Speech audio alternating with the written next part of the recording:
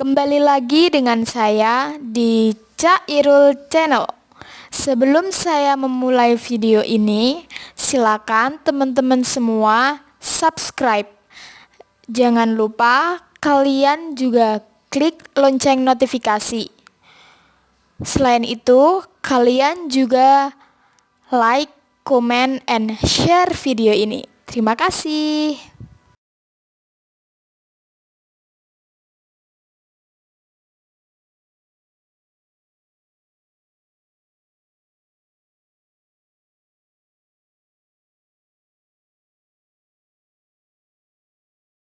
Di sini saya akan menjelaskan tentang sistem ekskresi manusia. Terutama saya akan menjelaskan tentang cara kerja ginjal. Pernahkah kalian memperhatikan apabila setelah makan, minum, berlari, berolahraga, dan aktivitas-aktivitas lainnya, terutama aktivitas yang memerlukan tenaga, terdapat banyak cairan yang dikeluarkan oleh tubuh kita? Apa itu alasannya? Ternyata alasannya dan jawaban dari pertanyaan yang saya katakan tadi adalah karena zat-zat tersebut merupakan sisa metabolisme yang sudah tidak diperlukan ataupun tidak digunakan oleh tubuh kita. Nah, maksudnya karena zat-zat yang ada di dalam tubuh kita itu tidak diperlukan lagi, maka zat tersebut dikeluarkan oleh sistem ekskresi yang ada di tubuh kita. Karena zat-zat tersebut tidak diperlukan dan tidak digunakan oleh tubuh kita, sehingga zat-zat tersebut dibuang atau dikeluarkan dengan sistem ekskresi di tubuh kita. Sebelum mempelajari materi yang akan saya sampaikan, apakah dari teman-teman semua ada yang tahu apa itu yang dimaksud dengan ekskresi? Bagi teman-teman yang udah mengetahui apa itu ekskresi, bagus banget. Tetapi untuk yang belum mengetahui apa itu ekskresi, saya akan menjelaskannya. Nah, ekskresi adalah proses pembuangan zat sisa metabolisme dan benda lain yang tidak berguna atau tidak diperlukan oleh tubuh kita. Secara garis besar, kita bisa tinjau dari kata ekskresi sendiri. Eks itu yang artinya keluar. Jadi, ekskresi adalah proses pengeluaran atau proses pembuangan. Jadi, untuk lebih mudahnya kalian ingat-ingat aja kata ekskresi. Eks itu keluar. Jadi, dikeluarkan atau dibuang. Seperti itu. Nah, untuk zat yang dibuang itu adalah zat yang tidak digunakan dan tidak diperlukan lagi oleh tubuh kita. Jadi, apabila terdapat zat yang tidak diperlukan lagi di tubuh kita, maka zat tersebut akan dibuang melalui sistem ekskresi. Sedangkan zat-zat yang masih diperlukan itu akan disaring oleh sistem ekskresi.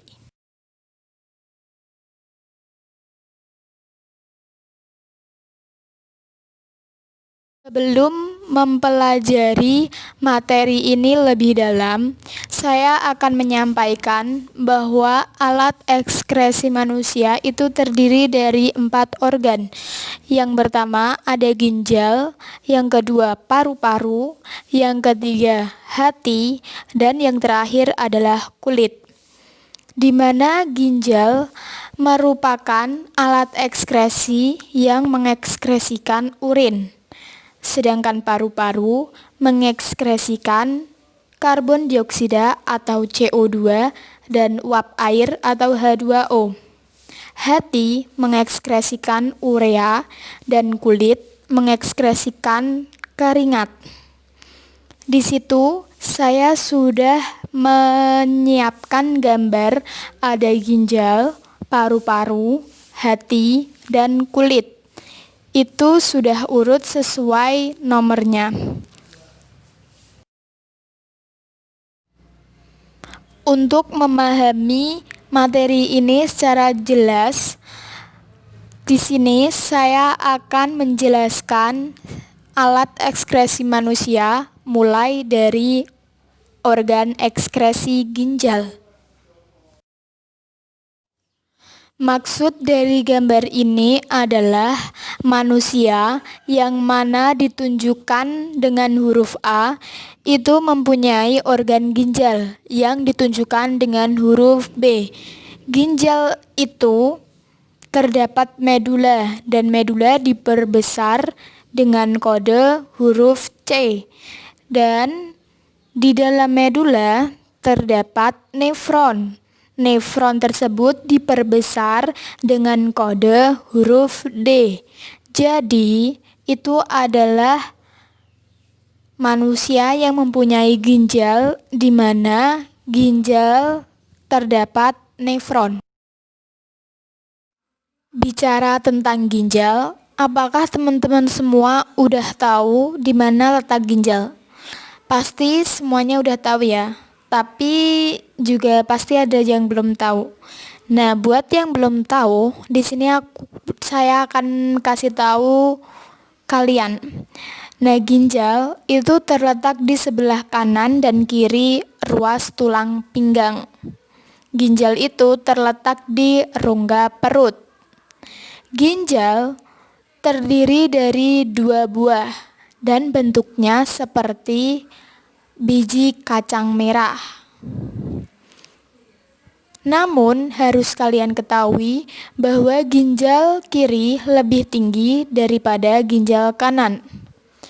Menurut beberapa pendapat,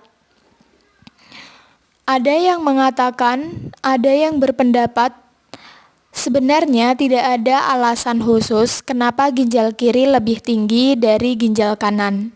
Penyebabnya adalah karena pada sisi kanan ada organ liver atau hati yang besar dan menekan ginjal kanan lebih ke bawah.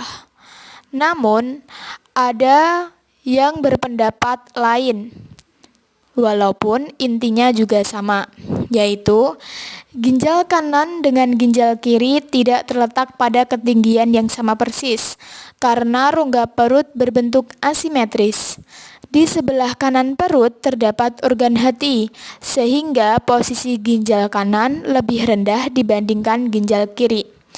Jadi kesimpulannya, kenapa ginjal kiri lebih tinggi daripada ginjal kanan? Hal itu karena di sebelah kanan perut itu ada organ hati, sehingga posisi ginjal sebelah kanan itu rendah, jadi di bawah hati. Sedangkan ginjal sebelah kiri lebih tinggi dari ginjal sebelah kanan. Selain itu, kedua ginjal kanan kiri juga mempunyai persamaan, yaitu keduanya sama-sama berwarna merah.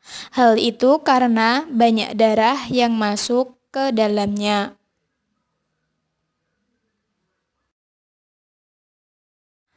Teman-teman semua, buat yang belum tahu apa sih fungsi ginjal itu, pasti kalian selalu bertanya-tanya seperti itu. Nah, di sini saya akan menjawab pertanyaan itu. Ginjal berfungsi untuk menyaring darah. Kok bisa sih ginjal berfungsi untuk menyaring darah? Hal itu karena di dalam ginjal terdapat sebuah jaringan. Jaringan tersebut bernama nefron, di mana fungsi nefron itu sendiri adalah untuk menyaring darah. Jadi, ginjal berfungsi untuk menyaring darah. Untuk teman-teman semua, selain ginjal untuk menyaring darah, ternyata ginjal juga menyaring zat-zat lain. Nah, zat-zat yang disaring oleh ginjal antara lain yaitu air, garam, amonia, dan urea. Jadi, kita bisa menyimpulkan bahwa ginjal tidak hanya menyaring darah, melainkan juga menyaring zat-zat tersebut. Nah, sekarang karena ini adalah materi sistem ekskresi manusia, pasti kalian semua udah tahu apa sih yang diekskresikan oleh ginjal. Pasti sebagian besar teman-teman udah tahu kan ginjal itu mengekskresikan apa. Tapi buat teman-teman yang belum tahu ginjal itu mengekskresikan apa, saya akan menjawab itu. Nah, ginjal itu sebenarnya adalah mengekskresikan urin. Lanjut ya teman-teman semua. Ginjal terdiri dari 3 bagian atau 3 lapis. Nah, apa sih 3 bagian itu? Pasti teman-teman semua udah ada yang tahu dan ada yang belum tahu. Buat yang belum tahu, di sini saya akan memberitahunya. Yang pertama yaitu ada kulit ginjal atau korteks. Yang kedua, sumsum ginjal atau medula. Dan yang terakhir adalah rongga ginjal atau pelvis. Korteks atau kulit ginjal terletak di bagian paling luar. Setelah korteks, ada medula atau sumsum ginjal. Dan bagian paling dalam di dalam ginjal itu terdapat pelvis atau rongga ginjal. Jadi urutan ke dalam yaitu ada korteks, medula, pelvis. Sedangkan urutan keluar yaitu pelvis, medula, korteks. Bicara tentang ginjal, apakah teman-teman semua udah tahu di mana letak ginjal? Pasti semuanya udah tahu ya, tapi juga pasti ada yang belum tahu. Nah, buat yang belum tahu, di sini saya akan kasih tahu kalian. Nah, ginjal itu terletak di sebelah kanan dan kiri ruas tulang pinggang. Ginjal itu terletak di rongga perut. Ginjal terdiri dari 2 buah dan bentuknya seperti biji kacang merah.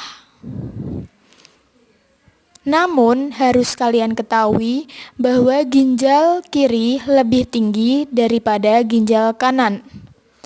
Menurut beberapa pendapat, ada yang berpendapat sebenarnya tidak ada alasan khusus kenapa ginjal kiri lebih tinggi dari ginjal kanan. Penyebabnya adalah karena pada sisi kanan ada organ liver atau hati yang besar dan menekan ginjal kanan lebih ke bawah. Namun, ada yang berpendapat lain, walaupun intinya juga sama, yaitu ginjal kanan dengan ginjal kiri tidak terletak pada ketinggian yang sama persis, karena rongga perut berbentuk asimetris. Di sebelah kanan perut terdapat organ hati, sehingga posisi ginjal kanan lebih rendah dibandingkan ginjal kiri. Jadi kesimpulannya, kenapa ginjal kiri lebih tinggi daripada ginjal kanan? Hal itu karena di sebelah kanan perut itu ada organ hati, sehingga posisi ginjal sebelah kanan itu rendah, jadi di bawah hati. Sedangkan ginjal sebelah kiri lebih tinggi dari ginjal sebelah kanan. Selain itu, kedua ginjal kanan kiri juga mempunyai persamaan, yaitu kembali lagi dengan saya di Cairul Channel. Sebelum saya memulai video ini, silakan teman-teman semua subscribe. Jangan lupa kalian juga klik lonceng notifikasi. Selain itu, kalian juga nefron adalah penyusun utama ginjal yang berperan penting dalam penyaringan darah. Jadi, nefron itu sebenarnya penyusun utama ginjal. Sedangkan nefron itu sendiri berfungsi untuk menyaring darah. Jika ginjal tidak ada nefron, maka darah tidak bisa kesaring. Sekarang kita lanjut ke bagian-bagian nefron. Nah, bagian-bagian nefron seperti ditunjukkan pada gambar. Di situ ada kapsula. Yang pertama itu ada glomerulus. Glomerulus itu adalah yang di dalamnya kapsula Bowman, yang ada kayak bulatan berlubang-lubang gitu. Terus yang kapsula Bowman itu yang membungkus glomerulus. Tetapi kedua gabungan dari glomerulus dan kapsula Bowman disebut badan Malpighi. Jadi itu satu kesatuan yang utuh. Kemudian ada saluran lengkung-lengkung setelah badan Malpighi, itu ada tubulus contortus proximal. Untuk mengingatnya, kita mending buat singkatan TKP. Nah, itu sebelum lengkung Henle. Nah, sedangkan lengkung Henle sendiri itu setelah TKP. Jadi yang salurannya agak kecil, lebih kecil dari TKP. Kemudian masuk ke tubulus contortus distal yang seperti lengkungan-lengkungan yang besarnya sama dengan tubulus contortus proximal. Jadi di tubulus contortus distal aku singkat menjadi TKD. Lanjut, kita sampai di tubulus collectivus. Tubulus collectivus yang paling kanan yang lurus. Aku ingat-ingatnya kayak gitu. Setelah memahami apa itu nefron, kita juga harus tahu bagaimana ya cara kerja ginjal. Apakah kalian semua udah tahu? Simak ya video ini sampai habis. Kalian juga jangan skip video ini karena ini juga inti dari sistem ekskresi manusia, dari pembelajaran sistem ekskresi manusia. Jadi tonton sampai akhir, jangan di skip. Sekarang cara kerja ginjal. Cara kerja ginjal itu ada 3 proses. Yang pertama, filtrasi, disebut juga penyaringan. Filtrasi itu tempat terjadinya di glomerulus. Di glomerulus atau di kapsula Bowman atau di badan Malpighi. Itu aku tulis A, glomerulus yang aku tulis pertama itu yang paling utama. Jadi kalau ada soal nanti jawabannya ada glomerulus dan kapsula Bowman, kalian pilih yang glomerulus karena yang utama filtrasi terjadi di glomerulus. Sekarang bahan untuk proses filtrasi, bahannya adalah darah. Sedangkan hasilnya adalah urin primer. Yang kedua adalah proses reabsorpsi atau penyerapan kembali. Nah, tempat terjadi reabsorpsi terjadi di tubulus contortus proximal atau TKP atau lengkung Henle. Itu juga sama seperti filtrasi. Tempat terjadinya utama reabsorpsi itu di TKP. Sedangkan bahannya dari urin primer menjadi urin sekunder. Hasilnya itu urin sekunder. Yang ketiga yaitu augmentasi atau penambahan zat. Tempat terjadinya augmentasi yaitu di tubulus contortus distal atau TKD. atau di tubulus collectivus. Itu juga sama seperti filtrasi dan reabsorpsi. Augmentasi terjadi tempat utamanya itu di tubulus contortus distal atau TKD. Bahannya dari urin sekunder menjadi urin sesungguhnya. Hasilnya itu urin sesungguhnya. Kalau kalian masih bingung dengan tulisan yang aku buat, kalian juga bisa lihat cara kerja ginjal yang aku buat tabel. Itu juga lebih mudah. Untuk cara kerja ginjal yang saya buat tabel itu lebih mudah dibaca dan proses itu filtrasi, bahannya darah, tempat terjadinya glomerulus itu yang paling utama. Kalau nanti ada soal tapi jawabannya ada kapsula Bowman tapi nggak ada glomerulus, kalian pilih kapsula Bowman. Tapi kalau ada dua-duanya, pilih yang glomerulus. Kemudian hasilnya urin primer. Jadi kalau kayak gini lebih mudah dibacanya. Tapi terserah kalian mau baca yang tulisan biasa atau mau baca yang tabel. Sesuka hati, yang penting bisa dipelajari. Tapi kalian juga harus ingat pembagian nefron. Jadi sebenarnya nefron itu dibagi menjadi dua bagian, yaitu nefron yang terletak di korteks dan nefron yang terletak di medula. Maksudnya gimana sih? Nah, nefron yang terletak di korteks itu terjadi filtrasi, di mana itu ada gambar. Aku udah kasih yang atas itu ada tulisan korteks dan yang bawah aku tulisin medula. Jadi yang bagian korteks itu terjadi proses filtrasi. Itu ada tulisan A. A di keterangan itu namanya proses filtrasi. Jadi sebenarnya proses filtrasi itu terjadi di korteks. Dan yang kedua itu ada nefron yang terletak di medula. Nah, nefron yang terletak di medula itu adalah terjadi reabsorpsi dan augmentasi. Di situ reabsorpsi itu dituliskan dengan huruf B, sedangkan yang augmentasi dituliskan dengan huruf C. Itu juga aku kasih garis putus-putus. Maksud garis putus-putus itu adalah memisahkan proses yang satu dengan proses yang lainnya. Jadi kesimpulannya, pembagian nefron itu dari proses pembuatan urin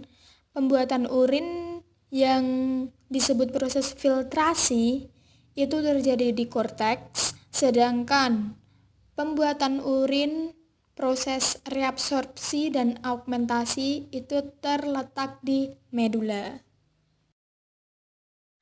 Sekarang kita akan membahas tentang gangguan pada sistem ekskresi, yaitu alat ekskresi ginjal. Yang pertama ada gagal ginjal. Gagal ginjal dibagi menjadi dua, yaitu gagal ginjal sementara dan gagal ginjal tetap. Untuk gagal ginjal sementara, itu dapat dilakukan penanganan dengan cuci darah secara berkala menggunakan alat yang disebut hemodialisator. Lanjut gangguan yang kedua, yaitu ada batu ginjal. Batu ginjal terbentuk karena terdapat endapan garam kalsium yang makin lama makin mengeras dan membesar. Endapan ini awalnya terdapat di rongga ginjal, tetapi karena terbawa arus urin, maka endapan ini juga terdapat di ureter dan kantung kemih. Pencegahannya dapat dilakukan dengan meminum cukup air putih setiap hari, membatasi mengonsumsi garam, tidak sering menahan kencing.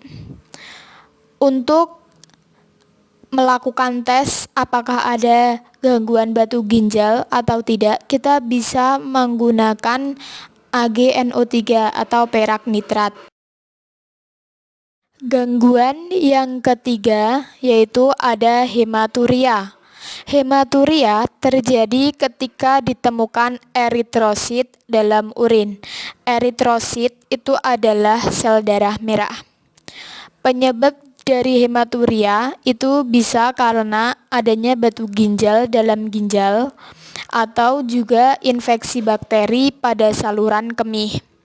Pencegahan hematuria bisa kita lakukan dengan tidak menahan kencing, membersihkan tempat keluarnya urin, banyak minum air putih. Yang keempat, ada diabetes insipidus. Diabetes insipidus adalah suatu penyakit di mana penderita mengeluarkan urin terlalu banyak atau juga biasa disebut dengan beser. Penyebab dari diabetes insipidus yaitu kekurangan hormon ADH atau antidiuretik hormon, di mana hormon tersebut adalah hormon yang mempengaruhi proses reabsorpsi cairan pada ginjal.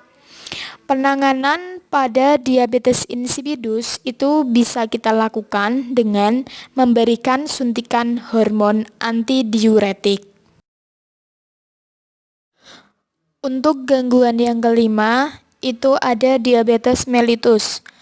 Diabetes mellitus adalah penyakit di mana penderita kekurangan hormon insulin, sehingga penanganannya bisa dengan memberikan suntikan hormon insulin. Yang keenam, ada gangguan nefritis. Nefritis adalah peradangan pada nefron, terutama pada glomerulus. Penyebabnya salah satunya adalah infeksi bakteri Streptococcus yang masuk melalui pernafasan.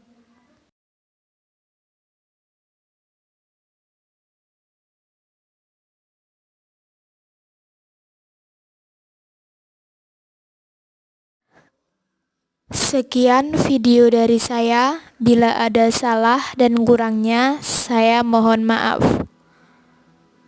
Terima kasih.